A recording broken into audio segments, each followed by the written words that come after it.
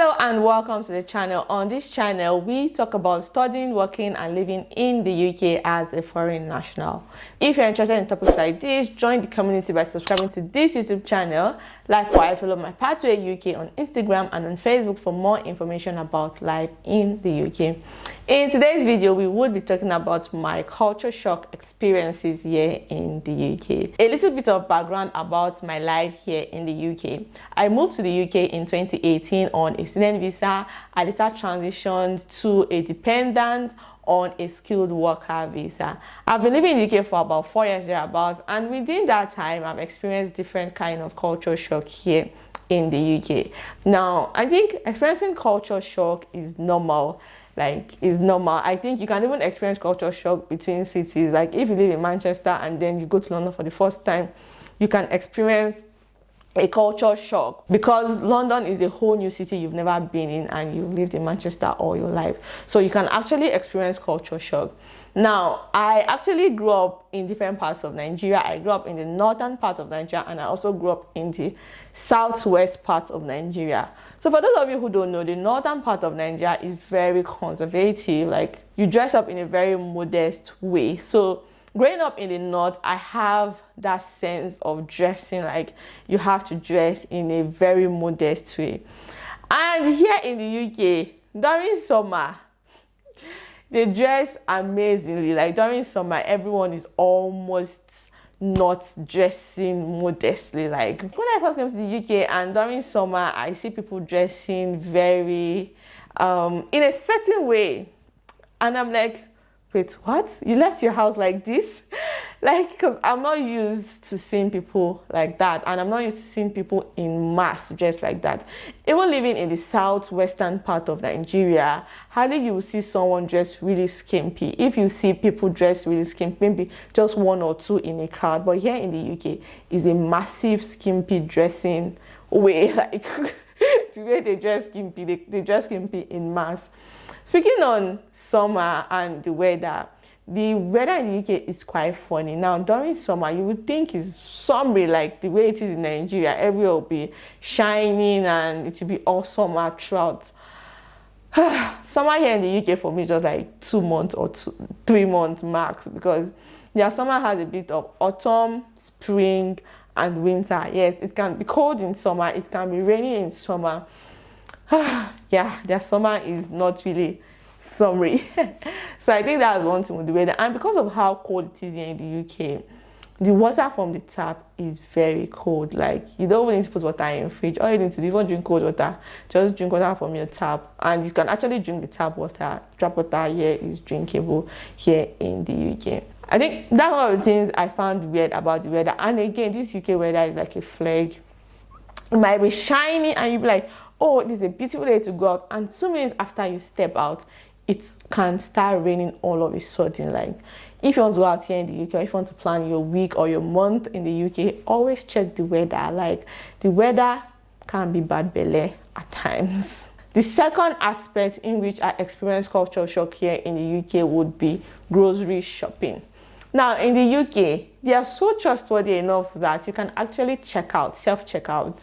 So in most grocery stores, you have a self-checkout system. So basically, you buy what you want to buy, you take it to the counter yourself and you check it out yourself, and then you go. You don't need anybody to check it out for you or anybody to be on the till to check it out for you. I'm like, this is about so trustworthy that they trust that everybody that buys something would actually go and check it out themselves. Like, I mean, it's cool. It actually makes your shopping fast. There's even this one they have where it's like a mini point and shoot tool where you just pick it up and then you point at the item, put it in your basket, and when you're done shopping, you just go to the till and point again at the till with that pointing tool, and basically it will just, you don't need to scan the item one by one. That will just automatically put it on the system and you just pay and go. Like things are just fast and smooth. And that culture shock experience when it comes to grocery shopping is that you have to buy nylon or shopping bag here in the UK. Now, let me use my home country for example. There's this popular store in my home country like ShopRite When I go to ShopRite in Nigeria, I don't expect them to ask me, so how many nylon do you want? And then they scan and they say the nylon to me. Automatically, as they're packing the groceries for me, they pack it with they pack it with nylon. But yeah, you will have to like pay for each nylon bag. So now I'm used to it. Anytime I'm going to the grocery stores, I don't like buying nylon. Like, I don't like buying shopping bags. I carry my shopping bag to the grocery store to buy whatever I want to buy, because it's just somehow, why would I pay for nylon? Like, I mean, it's meant to be complimentary, I guess. But yeah, that's it. That's another like culture shock experience I had.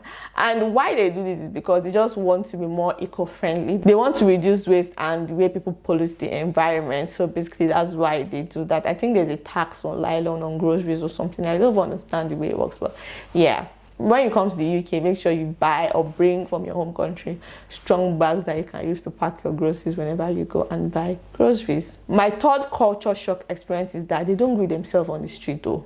Now, in the UK, they don't greet themselves on the street. You just carry your face and pass. There's no ekarama, ekarasa, ekojometa. Everybody just pass themselves on the street. They don't greet themselves on the street. You know, coming from the southwestern part of Nigeria, we can greet for Africa. In short, if you don't greet, they're going to report to your mother that you don't greet them on the road. Yeah, you see your neighbor like this. You can say hello to your neighbor, and you see yourself on the street, and you just pass as though you don't know each other, or you just wave by. Which is quite weird to me. I don't know, because I come from a place where we can greet ourselves. So I don't understand that one here in the UK. Although they don't greet themselves on the streets, Brits are quite polite and courteous. So this brings us to my fourth culture shock experience here in the UK. Although you see your neighbor on the streets, you will not greet yourself on the road though. There's this funny thing they do. They'll do like this. That smile then is the last more than 2 seconds. If it's passing 2 seconds, something down coming. And they do like this. And they'll just pass. God bless you. You wave your hand and you're like, my guy. The guy will just go like, who's that? They're just like this for you. And you see that is for them. So Brits are quite polite, and I think, yeah, that's just them being polite. And then they are courteous in the sense that they can tell the bus driver, thank you for Africa. Thank you, please. Holding the door for you is an important thing. Now, in the UK, it's quite rude that if you are going out and you see somebody at your back, you just leave the door. No, you hold the door for that person, be it a male or a female, irrespective of your gender. There's nothing like men open door for women. No.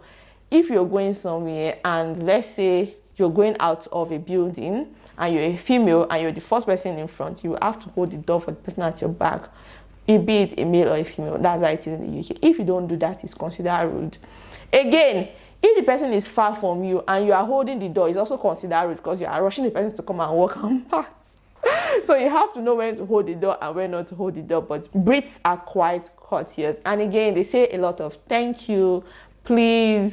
They say that a lot. So if someone does something for you, it's polite for you to say thank you, and it's for you to say please. And they're quite polite in the sense that they don't say things like pass me that bottle. They say things like, could you pass me that bottle, please? Maybe you go for an appointment and the appointment was cancelled or they had to reschedule.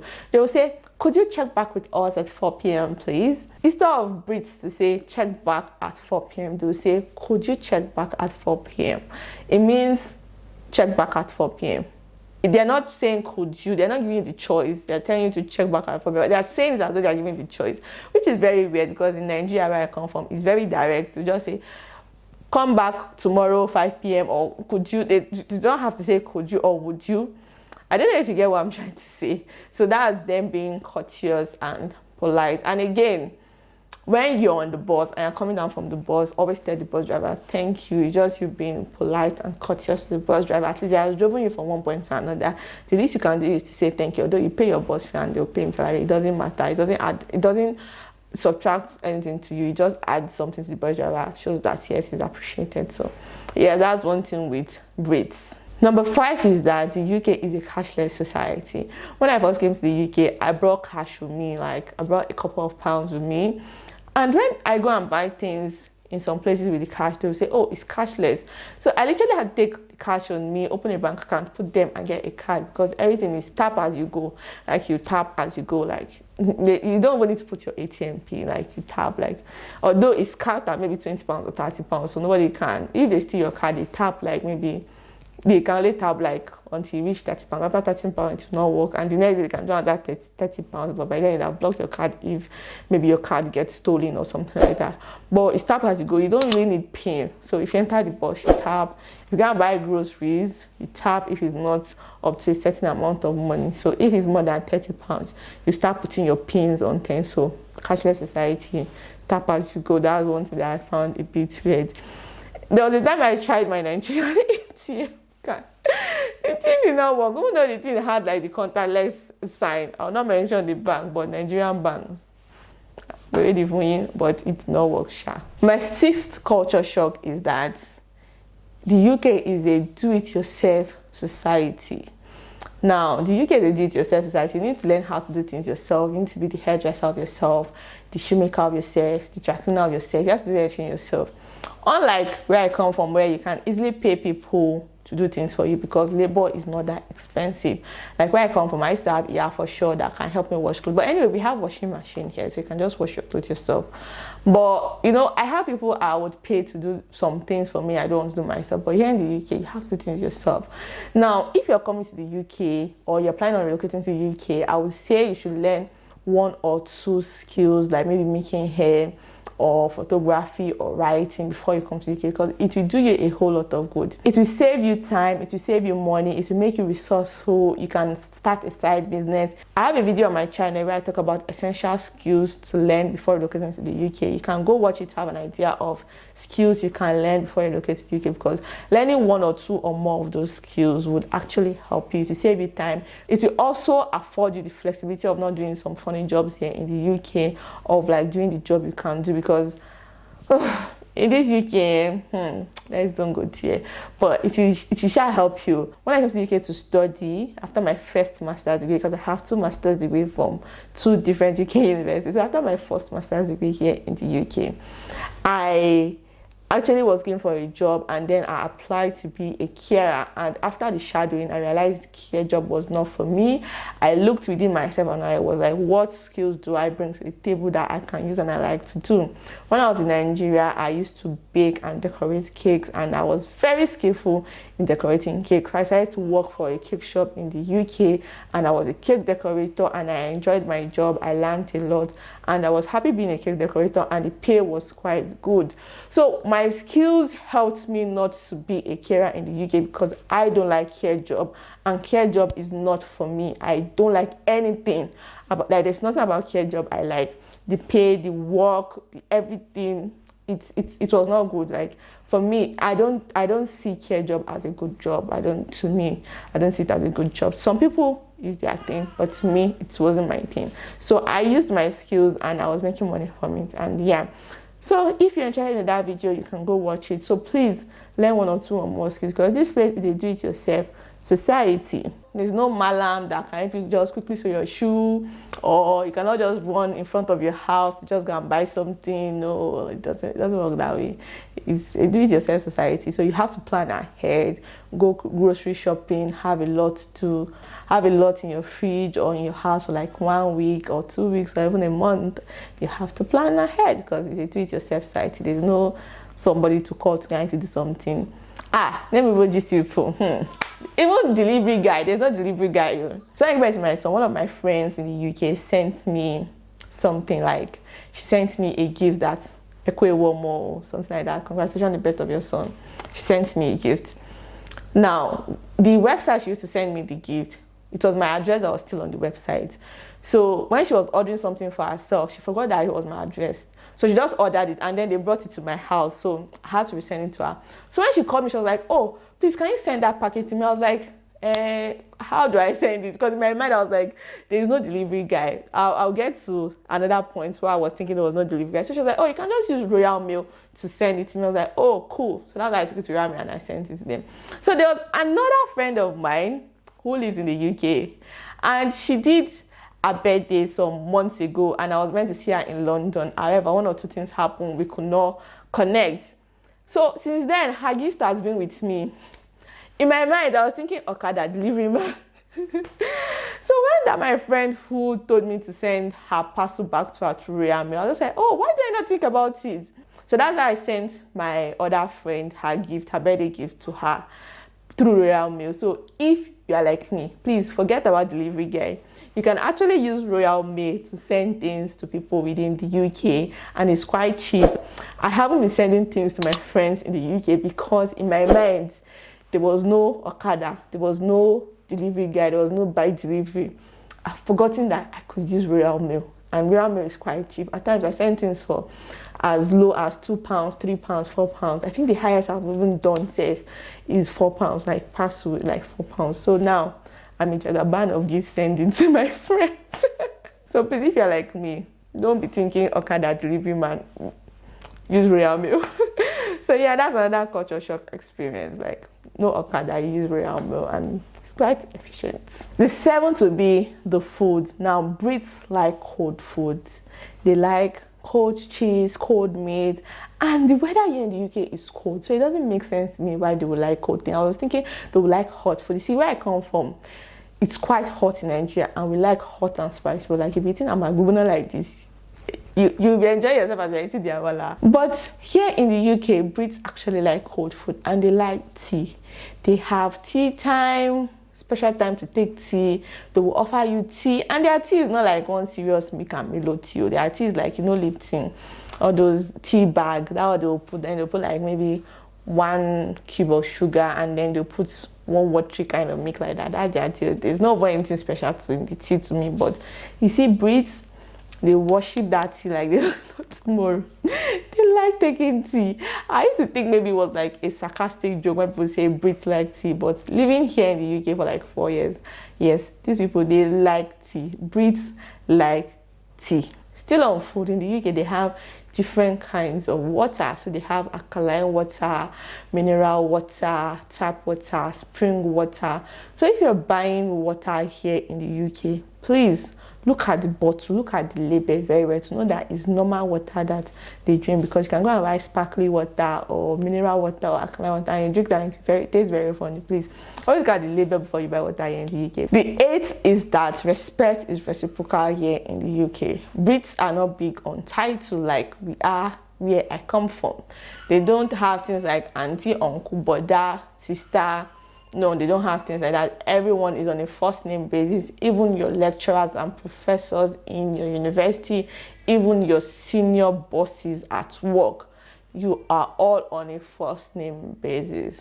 So that's another thing I find weird in the UK, because when I first came, I want to say uncle, ma, all those things. Yeah, Brits are not like that. Everybody's on a first name basis. Number 9 is that the UK is a diverse country. Now, the diversity in the UK is big. When I was coming to the UK, I always used to think that I'll see more of British people. But coming to the UK, there are a lot of diversity, which is a good thing.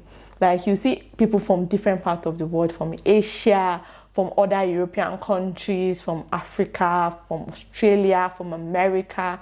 We are all here living in one harmony in the UK, and it is quite beautiful to see. I actually didn't think when I come to the UK will be that diverse. So seeing that there's a whole lot of diversity in the UK is actually shocking. And in the UK, it actually depends on where you live. Like if you live in a place like London, Manchester, Birmingham, you see a whole lot of foreigners, and it's more of a diverse society. But when you start going into more rural areas in the UK, the diversity there is not much. So that's one thing to put in mind. You will see a lot of foreigners here in the UK. Number 10 is the landscape and their architecture. The landscape in the UK is very beautiful, and it's well thought out and planned. And the architecture is quite beautiful. They have old houses, old churches, old cathedrals still in place. Now, the UK don't actually demolish things to make way for new things. They kind of tend to repurpose their architecture, like their landmarks, their buildings, they tend to repurpose it. If it's a cathedral and they no longer do services in that cathedral anymore, they kind of will repurpose it into a school or office building, but they will leave the outside and even some part of the inside, they will leave it. So it's quite beautiful to see. Now the downside is that the UK, they used to mine space in this UK. Houses in this UK are tiny. Kilo day, the average house size in the UK is about 818 square foot meter. Like, that's really tiny. Houses here in the UK are tiny, and the houses are always on the road. Like, it's from your house to the main road. I don't know why that is. In the UK, they have this kind of houses called the terrace. So the terrace is just houses that are on the same line and they are joined together like dominoes. I know someone who used to say that if one of the houses fall, all of the houses will fall, but that's not true. They just look like dominoes and they're just joined together. There's no compound, there's no space. They probably won't have a lot of space to even park their car. The way they build the houses here is quite funny. Like, there's not a lot of space, even outside, inside. Like, it's just quite funny. But the thing is that the landscape here in the UK is beautiful. They have a lot of green area, and that's weird because in Nigeria, houses in Nigeria are big and there's compound, and you know, they leave compound, they put fence, they put gates. But here in the UK, it's not like that. The gate is just one tiny thing. The houses are just funny and they are just different. So with this, we've come to the end of my culture shock experiences here in the UK. I hope you enjoyed the video. So don't forget to share this video with someone you think will find it funny so they can laugh at my culture shock experiences. And anyone who is located in the UK, you can share the video to them so that they know what to expect when they come, or things that might shock them when they come to the UK. Bye for now, and I'll definitely see you in the next video.